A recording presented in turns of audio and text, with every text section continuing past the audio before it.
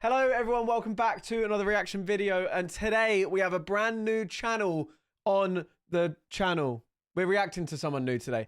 We have Mr. Who's the Boss. Now, I've seen a lot about Mr. Who's the Boss. I've never actually watched a video of his though. So we're doing that for the first time today, and we're testing $273,000 of luxury tech. Kind of insane, no? This is a Let's get into it. $80 power bank from Anker, but this is a $1,000 luxury power bank from French fashion. What is the need? Also, we are still live on Twitch. Come and chill out with us. We have 3 hours left of the subathon, so we will still be live when this video goes out. So yeah, come chill out. Let's start from the beginning. This is a pretty high-end $80 power bank from Anker, but this is a $1,000 luxury power bank from French fashion house Eklls. So Anker can go into this phone, Eklls can go into this phone, and let's see which one has more charge in 20 minutes. When most people buy power banks, they think of Anker. When most people buy earphones, they think of AirPods. When most people buy smartwatches, they think of Fitbit. But this video is not Apple Watch. I fucking hate Fitbits. I don't know why. I have an agenda against Fitbits, and for no reason, like genuinely no reason. About most people. Why. This is tech designed for the uber rich, going all the way up to a, no joke, $139,000 set of headphones that I'm a little scared to even touch. Now, I would guess that a lunchbox isn't what you'd normally associate with luxury. You kind of imagine Jeff Bezos has his meal hunted fresh in front of him when he hits his lunch break. But if you were to use one, it would be the $300 steam box, because this steams your food when you're ready to eat. So I started the steaming 20 minutes ago. You just empty this water container into the heating base and then control it using the app on your phone. So I can understand this kind of product, not for the price, obviously, but I can understand it. Realistically, surely you just take your food in a Tupperware box and whack it in a microwave. If you absolutely love food and your purpose in life is food, I can maybe understand this being a thing. I am a person who, if you were offered to have a red pill and that would be your nutrients, your entire hunger, everything for that day, I'm taking that pill. I eat food to live. I don't eat food for love, you know? So this for me is genuinely fucking pointless. It has just finished. Whoa, you weren't kidding about the steam. But I can understand it. Hot, like actually surprisingly hot. But when we're talking about the ability to reheat your lunch, that is a very good thing. I'm really curious how this compares to just reheating in a microwave. Oh wow, it actually has that this was just cooked right now feeling to it. Well, I can imagine it will, yeah. That's amazing. It's completely evenly heated. The meat hasn't gone super firm. They kind of cooked with this one. I mean, clearly, this is a niche product. I like this guy. Because you've got to fit a battery and a water tank and a heater, the actual space you're getting for your food isn't massive. And most offices will have microwaves anyway that do most of the same job. But if you're somewhere that doesn't, I would way rather have this than a soggy, cold sandwich that's been in my pocket all day. Well, of course. Anyways. Really, yeah. This is a product for a reason. You'd obviously want that over it. But it's 300 quid. Out fucking rageous for that. No, not a chance. Because anytime someone asks me for a computer mouse recommendation, I will always tell them, go for the Logitech MX Master. It's expensive. The new Master 4 is $120, but it's basically not perfect. outrageous. So I am fascinated to see if $365 can buy you something even better. Oh, I hate this. It is definitely a more indulgent unboxing experience. Comes with its own real leather mouse mat, and then the mouse, which completely matches it. It's a lot of space for such a small product, but I guess that makes it feel even more exclusive. Whoa, the thing's freezing cold to the touch. That is possibly the worst mouse I think I've ever seen. That's disgusting. I mean, I use I don't know what it's called, Logitech G502 Hero. This is what I use. It's a bit dirty right now. I can't imagine wanting anything more than this. And this is expensive, don't get me wrong. What the fuck is this? To its gold tone plated solid aluminium. Is that just like the most elaborate way of saying it's not actually gold? Send it back. I do really like the way it looks though. This is full grain French calf leather on top. I feel like there's a direct correlation between how much you're being charged for something and how many words are used to describe its leather. I don't know. It's actually a little bit strange to hold. The mouse is completely symmetrical, which is good in the sense that you not can use it with your ergonomic left hand as well. or your right hand, doesn't matter. But kind of makes it a little awkward to use with both for me. It just doesn't cup your hand in the same way that something tailored for that hand would. So if I go to here, Logitech have absolutely mastered the shape, but also every click is cushioned and soft touch, and there's even haptic feedback baked into this. Whereas this Lunar Artifacts mouse feels like it's kind of material above all else. This is the only way that my fingers naturally fall on the mouse, and it doesn't feel right. Ooh. Also, it's pretty clear the difference in usability between the really expensive fancy mouse mat and the actually $9.99 one from Amazon. I mean, this cheap one is bigger, it's less scratchy, and it also doesn't rock when I move the mouse around. Now, this thing does have a couple of nice tricks to it. Like, you can swap this top section for any other color, and you can even stick it on a Qi charging mat to wirelessly charge it, which is absolutely amazing. Does it make it a better mouse? No. This is the logical choice. Nah, while we're sitting in our executive guy. office with our fancy leather mouse and our now rapidly cooling lunch, we also need a pen. Not for writing, just for stunting on anyone we call into our office. And nothing feels more fitting than the $759 Novium Hover Pen Future.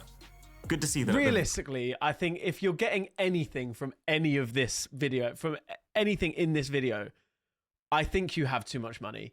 I think you either have too much money and you don't know what to do with it, or you make very, very, very silly financial choices. What the fuck is that? Very least, they provide the ink. And then this is the pen itself. It's a nice pen, but you can get a nice pen for a tenner. The first is that it's convertible. So this is the fountain nib. Oh, that is really nice. My dream journal. You do have to clutch it a little harder than I'd like because it's really heavy at the back. And it's kind of smooth, but not completely. There is still some drag against the paper. But then I can also swap the fountain nib for the rollerball. I mean, that's cool, but not for 800 quid. It's smoother than the fountain. But then again, that's a bit of a weird one because this is just using a very standard generic cartridge that you can buy for not a lot of money at all. So not that impressed so far. But then you've got the maglev pedestal. So your pen goes into the middle there, and then it just holds. Can I spin it? Wow, okay, that is really fucking cool. I've messed around with quite a few levitation devices in the past, and they're always extremely finicky. This, surprisingly, isn't. It has quite a large sweet spot and it's fairly stable. Oh, I also like to be fair, if you're like a fucking CEO of Google or some shit, and someone walks into your office and they see that, they're gonna be like, "Whoa, that's cool." It might be. I mean, it might be worth it for you, but anything below the CEO of Google, don't buy this. Just don't. But this is not an electromagnet, so it doesn't need any power at all to keep holding your pen like this. That is actually scratching up the base pretty badly, considering I've barely used it right now. The biggest thing that is making this version of the pen $759 instead of more like $170 is the nib. This is an 18 karat solid gold nib. And it is very pretty, but I really feel like instead of having a pen for which 80% of its worth is concentrated in the tip, they should have put that money into just making the rest of the pen feel more premium. Like, this lid is far too squeaky for a pen that costs as much as a flagship smartphone, and it shouldn't be getting damaged when you're using it for its intended purpose. But speaking of products that are often mega expensive just for the sake of flexing, I'm not a shoe person, full stop. I mean, I have a lot of Doc Martens, but that's like the highest I'll go in designer shoe, really. I don't understand who's buying shoes for like 600, 700, 800, 900, whatever it is, pounds, dollars. I think that's absolutely outrageous. We got shoes. Except the $900 Nike Hyper Boots should actually do something to back up that diabolical price tag. Ugly as fuck as well. Now, to my slight disappointment, that thing genuinely looks like you've broken your ankle and you're wearing a cast. That's what these look like. Is not fly around the city saving humanity like Astro Boy, but they do apply compression and heat to aid your foot recovery. Oh, these are also really comfy. They feel like a glove, but then also really squeaky too. Kind of sounds like they're wet. Now, hold down the power buttons, and that's going to kick into max heat and max compression. I mean, the theory, only people buying this is professional sports going about my day while players, that's happening. right? Whoa. If they are injured. A couple of very immediate thoughts. That's the It's a lot only louder than I was reason, expecting. surely. It's also a lot more powerful than I was expecting. I had this idea in my mind that it would be like going to a foot spa, but my feet are getting crushed in a good way. And it is boiling hot. My skin feels right on the periphery of getting singed. I've actually started playing football once every couple of weeks, and my feet come back a wreck. It really does feel like 15 minutes of this a day is going to burn them back into place. I mean, it will help, yes. But it's not worth 900 I'm doing this quid. myself, technically. The only thing that's missing is it doesn't have coverage of this top foot area here. Everything else is being very thoroughly compressed. I love the fact that luxury here is actually buying me convenience. The fact that you could just be walking or cooking or working and having that recovery is amazing. I would actually use this around the house instead of a pair of sliders. Yeah, fair. Maybe turn the heat down a little But bit. again, it's extortionate. There's another and, pretty well, it is extreme a way to luxury spend your product, hard-earned I guess, yeah. $900 though. The Grams 28 152 transit bag. I must have been through 30 of the top-rated backpacks at this point, trying to You could find do so the much perfect more ones to with this recommend in my £900. EDC videos. But value not has even always that been a nice. key factor there. So it'll be interesting to see what a bag that doesn't have that limitation looks like. You can get the same bag from Doc Martens for, I mean, it's still expensive. It's like 150 quid. You can probably get the same bag from H&M. I would like to make a statement. I'm in love with this bag. It feels so phenomenally premium to like touch, to squish. Like these shoulder straps, they feel like a stress toy. There's not a single bit of rustling on the inside. It's almost like they've got a gel interior. And the entire thing, everything you can see is 100% Italian leather. So it's also I'm really sure durable. The thing I would say I fabric like is about this the sensational, most but is that this is not a big bag. It's actually the opposite of bulky, but they've just planned it out in such an intelligent way that there's space for everything. Like, first of all, it opens up completely flat, which I love to see in backpacks because it allows you to pack it fully like a suitcase. Sure. It actually comes with a packing cube that has an extra zip that you close to tighten it. So you can get that from Next for £5. viably pack a weekend's worth of clothing in here. There's these optional camera bags, and again, they've just really thought about how it fits together. That's what I need. There's actually a designated Velcro section on the bottom of this bag that these just That's attach onto. actually I can't think of a cool. Yeah, single fair. box that it doesn't tick. You can still fit a 16-inch laptop in the bag. You can stick your passport in the secret compartment over here. You can put your sunglasses for easy access here, and the felt inside will clean them if anything. It's got an elasticated suitcase pass-through flap, so you don't even need to carry it when you're going like to an when bags airport. have There's that. even this tiny little secret pouch on the inside designed for an AirTag. So functionally, it doesn't really do anything extra compared to the $300 Oh, no, bag it's that a I use backpack. that is already premium priced. So I wouldn't call this Grams 28 bag good value, but is this a way for someone who wants to spend a lot more to be able to use that money to get something it's that a is very nice even better? backpack, Something yes. that keeps all the functionality, but now with top shelf materials, with a much cleaner silhouette, and even a lifetime warranty? I would say yes. I would say this is like dream bag territory. You do not need it. Exactly that. I do have to remember that this video is entirely luxury. And I think I am forgetting that sometimes. But even still, if I have all the money in the world, I'm not buying a backpack, realistically, am I? Like, if I have $900 to spend on a backpack, why would I need a backpack if I have $900 to spend on a backpack? I actually don't know. I'd have a suitcase, I'd have a duffel bag, some shit like that instead. I might even have someone else carrying my bags. You know? But I would totally understand wanting it. But now, let's upgrade the Dream Journal to something digital. Because I've looked at digital Is notebooks this before on the the channel. one that you but write I've on and never it goes paid onto the your best part of phone or $1,000 for the laptop pleasure. or something? So, the brand new digital paper by Montblanc has a lot to prove. This packaging design is so sick. And then on the inside is the pen. And then the paper Oh no, itself. it's like an iPad. Wait, is it?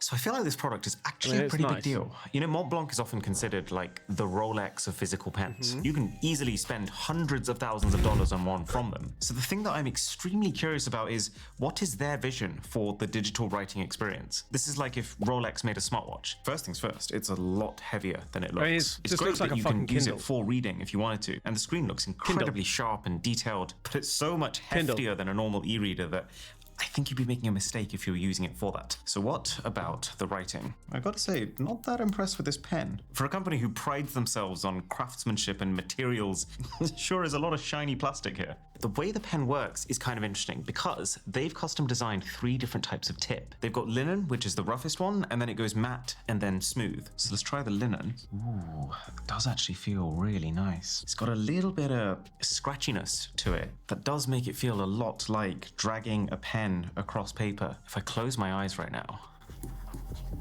wow. Yeah, that really could just be me writing on a piece of paper with a rollable pen. Something has been translated from the physical writing experience to the digital. If we now try the smooth I don't understand tip, what it can is. I tell Is it the just difference? To my surprise, yes, I actually can completely. It kind of feels like drawing on glass. It's got that silkiness to it, which is kind of nice in its own way. As a tool for writing, I'm a big fan of this. I think love what's the how point the of pen it? just snaps onto. So it's like one of those toys that you get for your fucking niece or nephew that when you shake it, it rubs off. What's the point? Does it like get sent anywhere, or do you just write on it and then delete it later?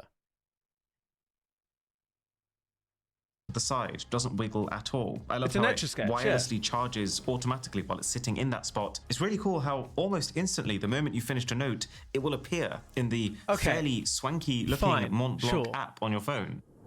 Okay, it's been just over 20 minutes since we put these phones on charge, so the Anker is on. Wait, you're kidding me. Exactly 69%. So that's an $80 brick. Hermèse's $1,000 brick has done 27%. I didn't have high expectations, but that still hasn't met them. Honestly, I'm kind of gutted. I actually really wanted to love this. It's just so pretty. It's aluminium all the way around the sides. It's calfskin leather on the front and the back. The fact that you have this actually working physical dial to show you how much battery the pack has left is really unique and charming. Plus, if you flip it around, it can also wireless charge. So you rest your phone on the H in the middle here, if it's just sitting on your desk, but it's not MagSafe compatible, so it's going to be super inefficient. I just feel like power banks specifically are such a function-first product that you would have to be crazy to trade having nearly 3 times the charging speed and about 6 times the battery capacity just for aesthetics. It's still going to take up the same volume in your bag either way, so would I choose to carry this even if it was the same price? No. But now it's time to break through the $1,000 threshold with the Icebreaker keyboard. That is such serious business, it comes presented like a bioweapon. But the crazy thing here is that this thing is milled. It's not even, it doesn't even look nice. From a single solid block of aluminium. It's fucking massive. So as expected, the weight of the thing is immense. Like, it almost makes me want to recheck the load-bearing capacity of my desks. The first impressions are kind of nice. I love the lighting. It's very vibrant. And there's so much space here. Feels like we're at a level of pricing where the keyboard comes with its own desk. And it's kind of cool because it gives you basically unlimited area to rest your wrists against. And it also creates room for a, very satisfying rotary encoder. And this is programmable, but right now mine just lets you do the very basic volume up and down. They've even gone as far as to, I forgot how damn heavy the thing is, micro-perforate these metal keycaps, which are also completely custom made, by the way, so that the backlighting actually bleeds through. The effort that's gone into this is hard to dispute. Okay, moment of truth. I think you very much so can dispute that. I think that for 16 grand is a slab of metal. No, there is nothing special about that. That, like, sure, they aren't holes in my fucking, in my, what are they, keys? But the light comes through that bit there if you want RGB. I sounds horrible. I don't like it. The slant is too steep for me. It feels like a stretch, and every time you press one key, part of your finger keeps touching against the key directly beneath it. And I was kind of expecting it to have a really unique metallic thunk, but in reality it feels quite ordinary. My hands are particularly sensitive to non-ideal typing conditions, and this is one of them. Did I use this video as an excuse to buy the phone case that I've been wanting to try for almost a decade? Phone case. Maybe. This is the $1,699 grey Alter Ego case. I don't even use a case. Little concerning that the insert is upside down. It's a small thing, but it's an indication of a lack of attention to detail.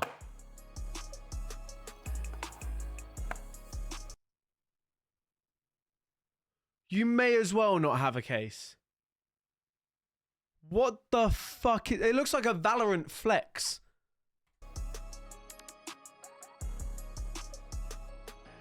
So the thing that captivated my attention all those years ago was this is the most expensive phone case I've ever seen, and yet it has the least material. And yeah, we have seen a couple of cases more recently that have also jumped on this bandwagon, but this is the original. And it looks kind of cool. I mean, I do like the fact that there's a cutout for the Apple logo, but they've kept it in their very sharp, angular style. But wow, that is not nice to hold. No, I can imagine. This is, I feel like this is the, they've tried to make it keep the sleekness of not having a case on, but trying to protect the corners. Obviously, that's why it's done the corners and nothing else. But I swear to God, when I've broken a phone before, it's never been the corners. It's been like these bits here that I drop and they land on something here. So this would be fucking pointless anyway. Part of me was thinking it would feel really freeing to not have a case covering every surface of your device, but it actually feels like some sort of medieval slow torture device. But at the very least, it should be pretty protective. This is made of two slabs of titanium that are screwed together and then layered onto a softer thermoplastic sheet, which is what stays in contact with the phone. So the titanium is the exoskeleton, and then the plastic is what's absorbing the impact, which means we have to do something that I don't really want to do. Luxury phone case versus normal phone case. So this was a $10 first thing that comes up on Amazon kind of deal. Each case has the same phone and a brand new version of it inside of them. Normal case. 3, 2, 1. Oh. And now the Alter Ego. 3, 2, 1. It's a very strange feeling being more worried for the case than the actual phone. So do we have any damage on our standard phone? Oh my God, yeah, I've just fucking realized the case is worth more than the phone. What's the point? Some, although it's not significant, but more importantly, the phone is completely unmarked. Fair enough. And so actually, the uber expensive case, I would say, has fared worse. The phone's fine on both, but there's very obvious permanent damage in every corner of this thing. So as you probably assumed, this is not the way to go. Yes. Now, most of the gadgets you've seen so far are from pretty niche companies, or even companies that are fashion brands more than they are tech. Just buy Apple Care. Just buy warranty. Get a new phone if you break it for cheaper. Brands. But now it's time for an official Apple product. The Apple Watch Hermes Edition, which is actually really strange. I had no idea until this video that Apple, on their site, has a whole separate section where you can buy the Hermes version of whatever their latest Apple Watch is and be massively upcharged for the experience. To be fair though, you feel the difference when you're unboxing it. This is a step up from any consumer tech unboxing I've seen, which is kind of expected when you bring together two companies who know how to do this right. So the first thing is the way heavier than expected Hermes Grand H metal strap. This is hefty.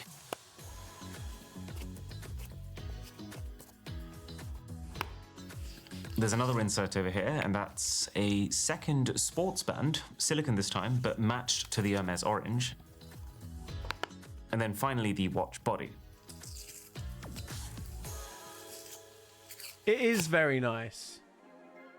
But so this is the Hermes watch, Series 11. This is the Apple Watch, Series 11, which is literally a quarter of the price. more. So what's actually different? Well, the Hermes does come in polished titanium by default, so this is a lot heavier. I like the Apple Watch material more premium hard-wearing material. But that's also not really a perk, considering you can also upgrade the normal Apple Watch to titanium. Sick. And it's still way cheaper. Oh, it does say Hermes on the back.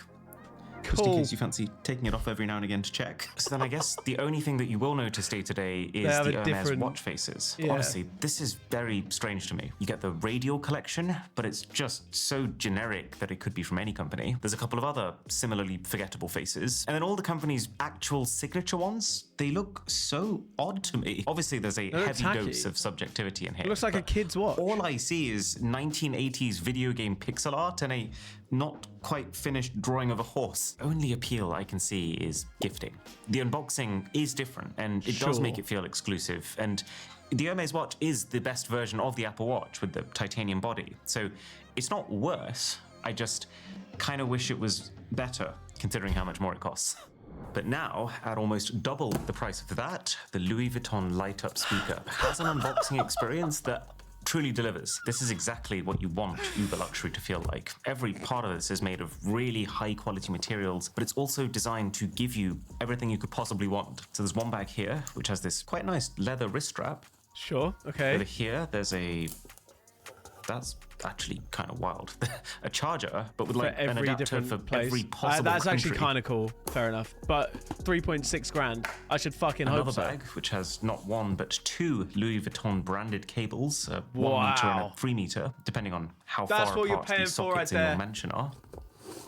Mini envelopes that has the cleaning cloth inside. Then a novel for your instructions. That's maybe the first instruction manual I've seen that you could also use as a coffee table book.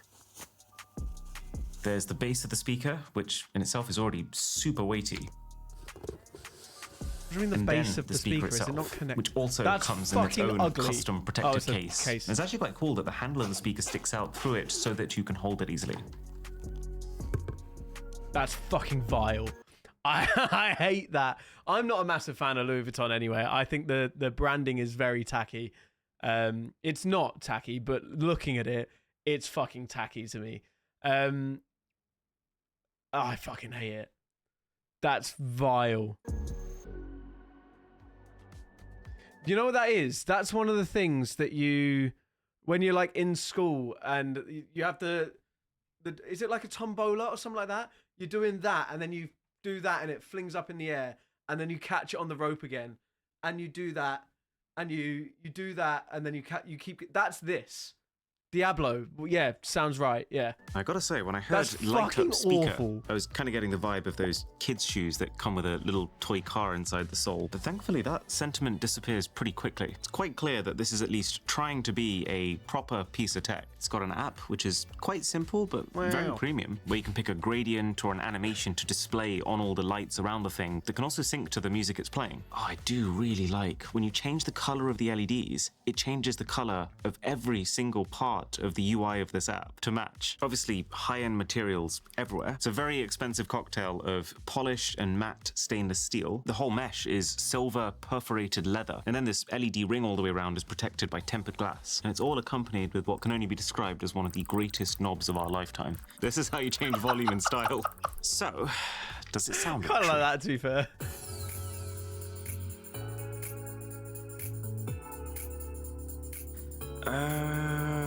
No, not really. The problem is, for the money you pay, it's a tiny speaker. And clearly, all the engineering inside has gone into cool LEDs and fancy materials, but not on tech that's going to allow it to defy those dimensions. So they have squeezed good sound out of this small size. Like, this sounds distinctly better than a $50 Bluetooth speaker you're going to buy on Amazon, but it doesn't sound good for the price. So, do you remember I mentioned Anker as one of the... But realistically, though, for 3.6K, I'd want to sound like the fucking lead singer of that band, whatever it is sat right here, belting it in my ear. 3.6K? I go back to what I said earlier, right? I feel like if you're buying any of this stuff, you either have way, way, way too much money and genuinely have no idea what to do with it, or you have money and you make horrendous financial decisions. Because I feel like anyone that knows what they're doing with money that can afford this stuff knows that they probably shouldn't waste it on genuine tat like that. And that is the best word for it, in my opinion. That's fucking tat. Companies you think of when you want a good mainstream class tech product. Well, there's one exception. The $4,999 Anker Nebula X1 Pro projector, our sponsor. And luxury here buys you a freaking transformer. because this thing has a telescopic handle baked inside of here, a power cable that can retract itself, control panel at the top, remote and microphones that rest inside, which automatically connect, by the way, for karaoke. It's got lights so you can find your way around in the dark. Not for £5 grand. You press one button here, and 2 speakers flank out from the sides. There's 2 more speakers inside of here, and each one is charged by the machine itself. You can take them out, they've got their own legs baked in, and they connect instantly for 7.1.4 surround sound, Dolby Atmos, We are the princesses. and 4... I actually don't know what you'd want this for. I genuinely don't. What, like...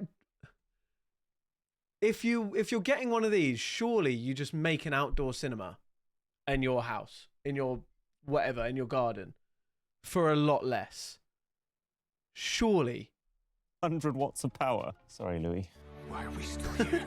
And then the projector itself, it's 4K, it's 3,500 lumens of brightness, it can fill a 200-inch screen. But the thing that I really rate about it is the fact that you don't even need to move the thing. It's got a gimbal, so you can pan it up and down from one spot. It focuses by itself, it corrects for its own angle, and the thing is currently $2,000 off with the Kickstarter early bird offer in the description. The time has come to unbox what can only be described as the big daddy of this video. And maybe my whole life. Oh, this is a fucking So there's 2 headphones here. There's the $119,000 Noir Rainbow, and then the $139,000 Ice Diamond. They're both made as part of a collab between Louvet, who's brought the tech, and then Jacob & Co., who's brought the materials. And oh yeah, each of these are one of 5 in the world. Someone has had to hand deliver these from Germany to our fucking house. cool. It's still upstairs. So let's start with the Rainbow. I always get a little bit nervous with these expensive products. It's not very often you get to see the behind the scenes unboxing of something this insanely valuable. Oh. They actually put cleaning cloths over every surface of the internal box. The production cost for the packaging of these headphones is 1,500 euros. It's so slippy. Okay. Wow. I could sleep in that. So there's the main compartment and then there's a drawer underneath. Oh my God, that's leather. Yeah. You can smell that. It's not one of those things everyone likes, but I love it. Oh, and also at the bottom, you've got 2 different cables. Both look gold plated to me. They also look like you get them off Amazon for a £5. I wasn't really sure what to expect. You know, we've seen a lot of products already that are fancy materials, but they don't feel as nice. This ain't one of them. That is like uber plush. Then inside the case, wait, more gloves. You've got a fucking We buy these for scroll. no reason. Well, there's $6 on Amazon I'm never getting back. Another cleaning cloth. Certificate of authenticity. This looks like some sort of international declaration. What's this? Is that a bag for the case? For the headphones? These guys in their packaging. All right, let's get to business. The Noir Rainbow headphones. Oh. They're ugly as fuck. They look Limited like edition. they look like something you can get from Toys R Us. And 1 of 5. That is actually beautiful. So this is They a are so 14 fucking carat ugly. rose gold ring. But the crazy part of it is set with 204 multicolored sapphires. I mean, just the way that it interacts with light is... It looks like a fucking Toys R Us collab with fucking Sophia the First or some shit. What is this? phenomenal. And shockingly, it's actually tastefully done. This is the first obnoxiously expensive product that I actually think looks better than just about any consumer grade one. Oh, and it's got gold lettering on Disagree. the top. Look at that. Although there is something amusing about the fact that the one product they chose for extreme bedazzlement is like the one product that you fully cannot see when you're using it. Now, Ice Diamond. So I imagine most of this unboxing experience is going to be the same, so we'll just do the headphones. 3, 2, 1. I hate it. It's Again, actually even better, somehow. I know it's not, right? I know it's not, but it just looks tacky. And I know it's 139 grand, and I know they're worth more than my fucking life. But it actually looks tacky to me. It's actually even better. This one's a little different. This ring is 14 karat white gold, but with 456 brilliant cut diamonds. If you've ever shopped for a wedding ring before, you will immediately understand why this thing costs so much. But wow, the design of the enclosures and I like them more than the other ones, claws actually. holding each diamond is so intricate. It is dazzling to look at. Let's have a listen, I guess. Whoa. You can tell they're really big 50mm drivers. You're getting really powerful deep bass, but in a way that the headphones don't feel like they're exerting themselves. Noise isolation's crazy too. I can barely hear myself, to be honest. It's also absolutely crazy to me that this is your volume control and this is how you skip tracks. So your dials are basically $70,000 each. This is kind of the life. I'd be very interested to feel the comfort of it as well, because I have such like if a pair of headphones aren't comfy for me, instant fucking bin. I actually hate it. These are the comfiest headphones I've ever had, which is why I've had like 2 or 3 pairs of them. When they've broken, I've got more. I love these headphones so much. I don't think these would be comfy in the slightest. Hey, right now, I'm not gonna lie. Honestly, one of the best wireless headphones I've ever listened to. I mean, it's $140,000. That's not a surprise. Fucking should be, yeah. It's good to see that it's not sacrificing on the tech just to look pretty. There's something nice about knowing that if you are going to spend uber amounts of money, then at least you are getting the best sound quality too, even if that sound quality might cost $1,000 instead of, well, this. Although, I do feel like I would be absolutely terrified to actually wear these and use these outside the house. Or inside the house. As for the Hall of Fame winner for this video, there's a couple of close contenders, but I think it has to be the backpack. Ladies and gentlemen, What would I pick? This is a pretty high. I'm actually unsure which one I'd pick. Was there one in there that I liked? I feel like all I did was complain this entire video.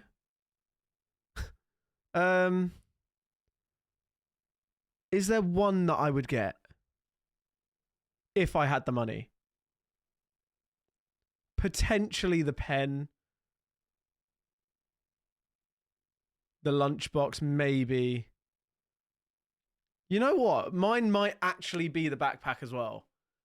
It's the one that I would actually use. It has the best use, I guess.